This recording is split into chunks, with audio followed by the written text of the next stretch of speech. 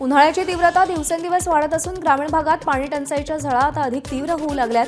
परभणी जिल्ह्यातील जिंतूर तालुक्यात सध्या पाणी टंचाईची गंभीर परिस्थिती निर्माण झाली असून प्रशासनाकडून टँकरद्वारे पाणी पुरवठा सुरू करण्यात आलाय।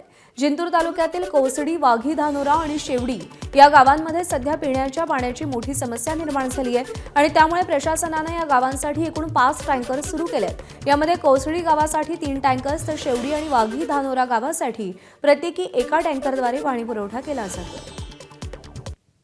पाणी नाही आमच्या गावाला, पाणी नाही, किती वर्ष गेले पाण्याचा पत्ता नाही। कधी पाणी नुसते नळ लावून ठेवले, पाणी सोडित नाहीत, काही नाही। मला पाणी फार आता उन्हाळ्यात कठीण आहे, काम करावं का पोट भरावं, पाणी आणावं आमचं। आम्हाला हे काहीतरी पाण्याचं द्या पुरवठा। आमचं लग्न झालं तसं आता 70 वर्ष झाले, आमच्या गावात काहीच नाही, नळ योजना नाही, काय नाही, नुसते लावून ठेवले, त्याच्यावर पाणी नाही। 2 महिन्यापासून पाणी टंचाई होती।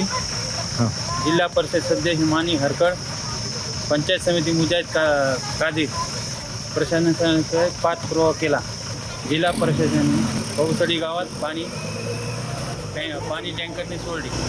सध्या आम्हाला तात्पुरता पाणी मिळत आहे।